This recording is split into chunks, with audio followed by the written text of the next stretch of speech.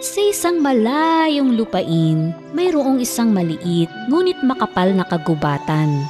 Ang mga puno ay nagbubulungan, ang mga bulaklak ay nagpapabunga sa bawat isa, at masaya ang lahat ng halaman sa kagubatan.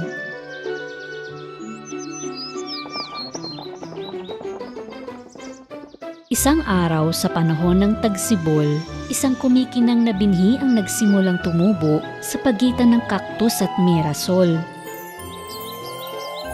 Ito ay rosas na may mga pulang talulot. Kamusta? Ang pangalan ko ay Rosie. Ako si Cactus. Masaya akong makilala ka.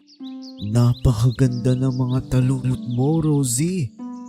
Sana magkaroon din ako ng ganyan. Salamat! Pero hindi lahat ay pwedeng maging maganda at mabango. Tama? Ikinagulat ng lahat ang mayabang na tugon ni Rosie. Bata pa lang ay arogante na siya. Malinaw naman na ako ang pinakamagandang bulaklak dito. Inggit lang kayo, no? Maraming magagandang halaman dito, Rosie. Isa ka lang sa kanila. Ano? Mapangahas ka na ihambing ako sa matinik na cactus na yan. Mas maganda ako sa kanya, no? Labis na nasaktan si Cactus sa kanyang narinig at wala siyang masabi. Hindi maganda ang sinabi mo sa cactus, Rosie. Diba may tinik ka rin? Bakit ba? Ihambing ba naman ng isang cactus sa isang magandang rosas na tulad ko? Anong alam mo sa kagandahan ni hindi ka namumulaklak? Ang cactus, ang mirasol, at ang puno. Dismayado sila sa ugali ni Rosie dahil patuloy nitong pinupuri ang kanyang sarili. Lumipas ang mga araw at dumating ang tag-init. Tuwang-tuwa si Mirasol. Maghapong sinusundan ng kanyang dilaw na mukha ang sinag ng araw. Si Cactus naman ay iniinom ang tubig na inimbak niya sa buong taglamig at nanatili siyang malusog sa buong tag-araw. Binibisita pa nga siya ng maliliit na ibon upang makahingi ng pang-inom. May mga halaman na walang kakayanan na makaimbak ng tubig tulad ni Cactus para sa mainit na panahon. At isa si Rosie sa nauuhaw. Uulan pa kaya dito? Sa panahon ng taglamig pa darating ang ulan, Rosie. Pero malapit na akong matuyot. Mawawala ang kagandahan ko. Pwede kang humingi ng tulong kay Cactus kung gugustuhin mo. Nakita ni Rosie na masaya si Cactus na makatulong sa ibang mga bulaklak. Ngunit nahihiya siyang magsabi dahil palagi niya itong pinagsasalitaan ng masakit. Gayunpaman, nang malanta at nahulog ang isang talulot niya, isinangtabi niya ang pagmamataas at hinanda ang sarili na mapahiya. Cactus, paumanhin sa pagmamalupit ko sa inyo ni Pine Tree. Pareho kayong maganda at kapaki-pakinabang sa kagubatan. Pwede mo rin ba akong tulungan? Nakita ni Cactus na nagpapakumbaba si Rosie at isinantabi ang kayabangan. Kaya ibinahagi niya ang kanyang tubig. Naramdaman ni Rosie na nabuhayan siyang muli at kuminang uli ang mga talulot niya sa sinag ng araw. Mula sa araw na yon, natutunan ni Rosie na hindi husgahan ang panglabas na anyo. Dahil magkakaiba man ang hitsura natin, bawat isa ay dinisenyo na may angking kagandahan at kapakinabangan. Sa isang maliit na bukirin ay may naninirahang isang nakatutuwang pamilya ng bibe. Ang nanay na bibe ay naglilimlim sa kanyang mga itlog. Mayroong eksaktong 7 itlog na naghihintay na mapisa. Isang maaraw na umaga, ang mga itlog ay nagsimula ng mapisa. Di nagtagal, labis ang kagalakan ng inahin nang lumabas ang 6 na maliliit na bibe. Sinusubukan ng mga batang bibe na umangkop sa bagong mundo. Kumukwak-kwak sila sa paligid ng inang bibe. Ngunit ang pinakamalaking itlog ay nagsisikap pa ring mapisa at nag-aalala ang inang bibe. Naisip niya na parang may mali. Nagpa siyang maghintay ng kaunti pa. At sa wakas, ang ikapito at pinakamalaking itlog ay napisa. May pagkalito na tumingin sa paligid ang batang bibe. Hindi niya alam na mas nalilito ang kanyang ina at mga kapatid dahil itong bibe na ito ay hindi kamukha ng kanyang mga kapatid. Mas malaki siya at kulay abo at puti ang mga balahibo niya. Pinagtawanan siya ng mga kapatid na bibe. Ang pangit mo naman. Wala ka sa itsura namin. Hindi ko maunawaan. Paanong naiba ang hitsura mo sa iyong mga kapatid? Pangit, pangit, pangit, pangit, pangit, pangit, pangit. Makalipas ng ilang araw, lumaki na ang mga bibe. Ang pangit na bibe ay lubhang mas malaki. Naiiba rin ang kulay ng balahibo niya. Ang bilis mong lumaki. Paano kayang naging kakaiba ka? Ang pangit na bibe ay lumalaking kakaiba at malungkot na bibe. Wala sa kanyang mga kapatid ang gustong makipaglaro sa kanya. Ayaw ka namin kalaro dahil pangit ka. Lahat ng iba pang mga hayop sa bukid ay pinagtatawanan siya. Pangit na bibe, pangit na bibe. Na na na na na. Pangit na bibe. Si Inang Bibe naman ay ginagawa ang kanyang makakaya sa pagprotekta sa kanya. Ang kawawa kong bibe, bakit kaya ibang-iba ka sa kanila? Sa paglipas ng mga araw, lalong sumasama ang loob ng kawawang pangit na bibe. Magdamag siyang tahimik na umiiyak at nag-aasam ng sinumang makakatanggap sa kanya. Bakit ba ang pangit ko? Bakit hindi ako naging katulad ng mga kapatid ko?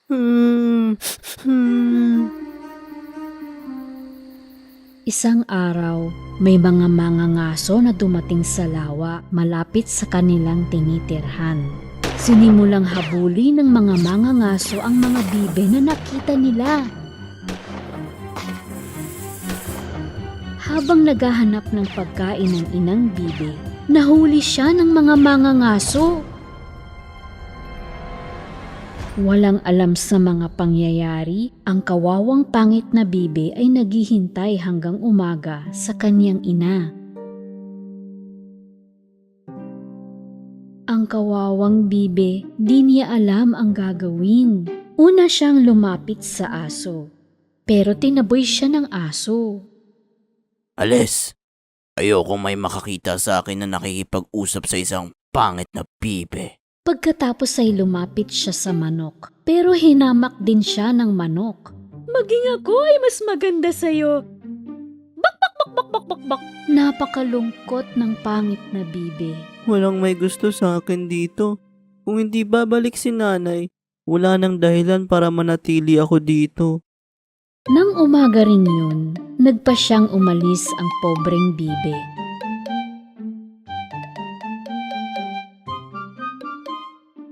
Lumangoy siya papunta sa kabilang bahagi ng lawa.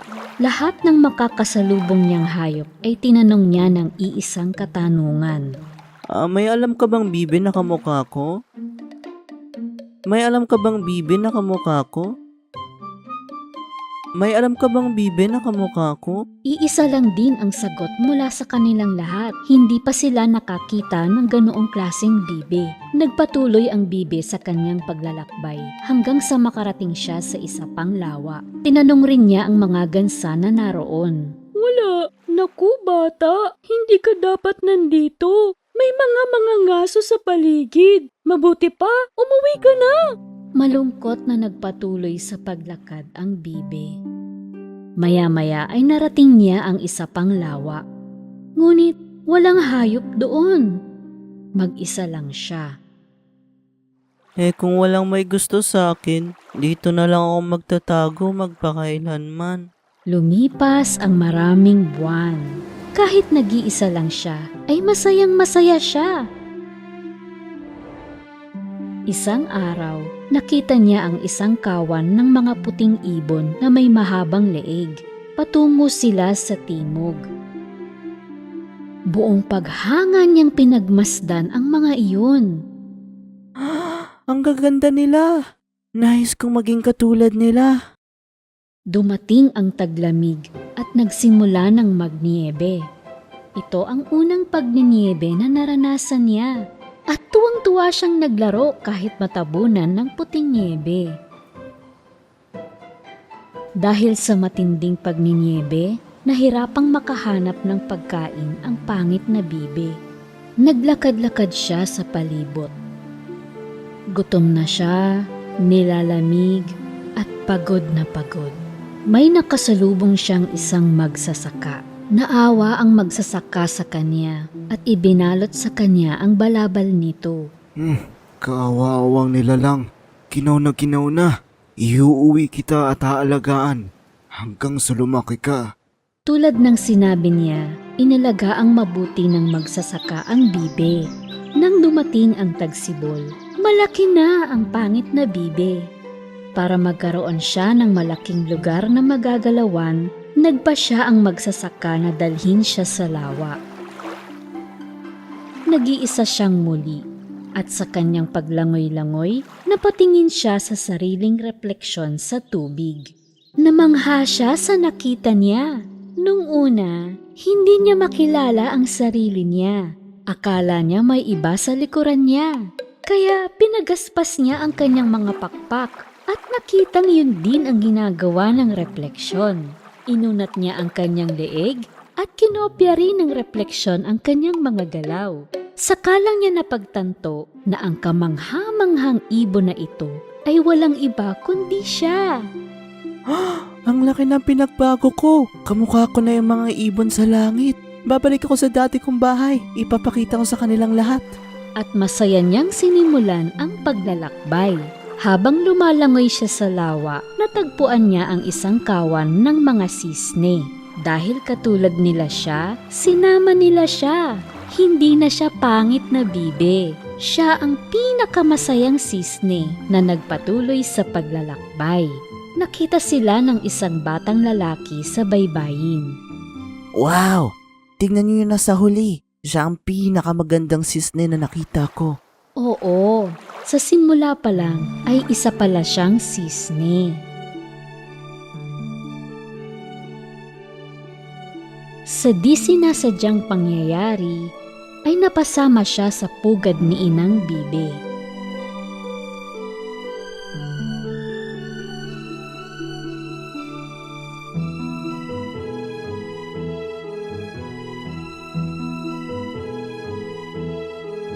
Pero ngayon, kasama na niya ang kanyang totoong pamilya at lubos ang kasiyahan niya.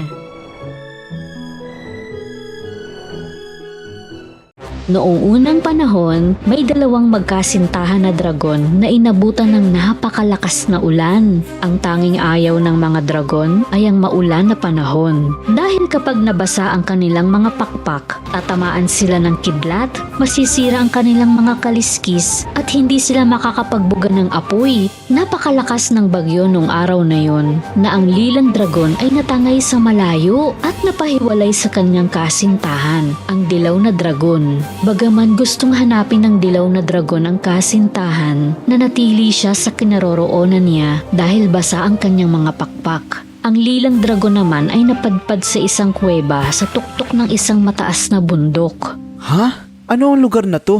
Nasaan ako? Isang malakas na ingay ang narinig mula sa loob ng kuweba.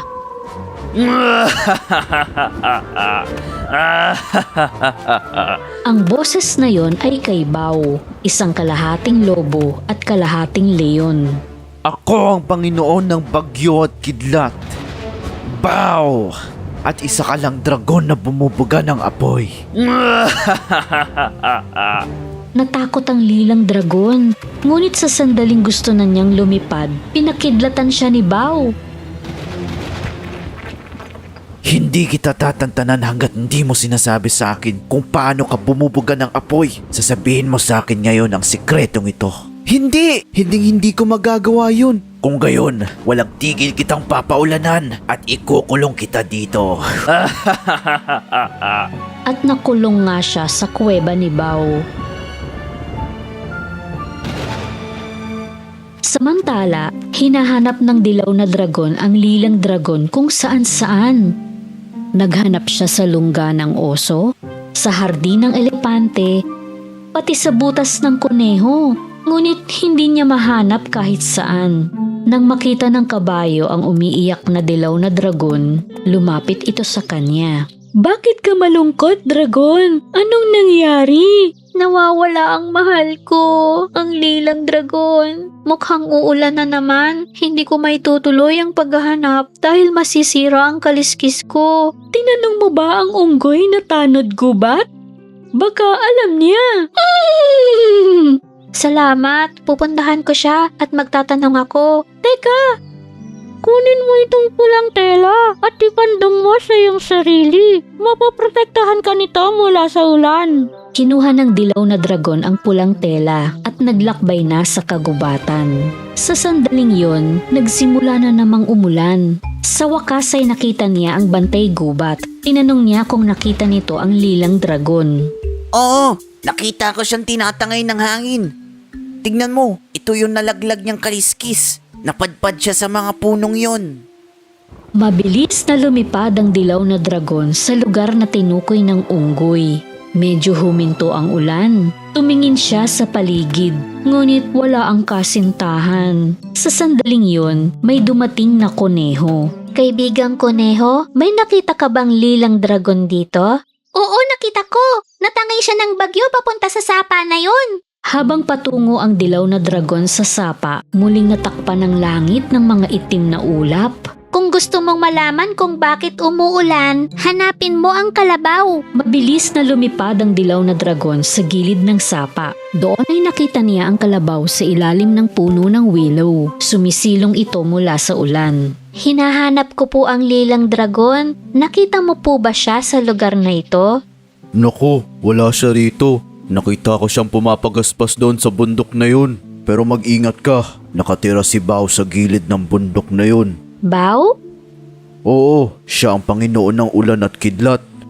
Mayabang siya at walang pagmamahal sa kapwa. Napakasama niya at sakim na gusto niyang makuha ang lahat. Naiintindihan ko na. Kaya pala panay ang pag-ulan. Siguradong nahuli ni Bao ang lilang dragon. Maaari mong pigilan si Bao gamit ang iyong apoy. Kung gusto mong makapagbuga ng apoy kahit umuulan, puntahan mo ang tigre at humingi ka ng tulong sa kanya. Mabilis na pumunta ang dilaw na dragon sa tigre bago pa umulan uli. Oo, sa banda roon ay makikita mo ang ahas. Bibigyan ka niya ng mahiwagang pulang sili. Kainin mo yun sa isang subo. Agad na hinanap ng dilaw na dragon ang ahas, gaya ng sinabi ng tigre. Ngunit muling lumitaw ang maitim na ulap sa kalangitan. Pakiusap po, ahas. Bigyan mo na po ako ng mahiwagang sili. Uulan na kasi. Sinuksok ng ahas ang ulo sa butas ng lupa at nilabas ang mahiwagang pulang sili. Sa sandaling kinain ng dilaw na dragon ang sili sa isang subo, nagsimula na namang umulan at bumagyo. Ngunit sa pagkakataong ito, hindi nanlalamig o namumutla ang dilaw na dragon. Buong tapang na ibinuka niya ang kanyang mga pakpak at lumipad patungo sa mataas na bundok. Sabihin mo na sa akin kung paano ka nagbubuga ng apoy. Dahil kung hindi rin kita kakalagad sa bato na nakatali sa iyong paa. Hindi ka na makakalipad. Ano? Ang pagbuga ng apoy ay sa mga dragon lang. Hindi mo ito matututunan. Habang lumalapit si Bao sa lilang dragon, isang bola ng apoy ang lumitaw sa likuran niya. Ano? Iyan! Paano nangyari yan? Hindi magniningas ang apoy sa ulan. Mula sa higanting bola ng apoy, nagpakita ang dilaw na dragon. Palayain mo siya, Bao. Ngayon na. Hindi! Hindi ko siya papakawalan kung hindi niya sasabihin ang sikreto ng apoy. Upang pahintuin ang ulan, bumuga ng apoy ang dilaw na dragon sa madilim na ulap sa kalangitan. Tapos ay tinunaw niya ang bato kung saan nakatali ang lilang dragon. Nakalaya ang lilang dragon. Natigilan si Bao sa nakita niyang kapangyarihan. Paano ka naging mas malakas kaysa sa akin? Ito ang kapangyarihan ng pag-ibig, hindi apoy o bagyo, Bao. Oo, hindi mo kailangan ng apoy para maging malakas. Hindi ka naman dragon eh. Hindi nga, pero nakukuha ko ang lahat. Lahat! Hindi lahat. Dahil wala kang pag-ibig, Bao. Sa puso lang nararamdaman ang pagmamahal. Tuwang-tuwa ang dalawang dragon na sa wakas ay magkasama na sila uli. Ngayon lang nakaramdam si Bao ng kahinaan.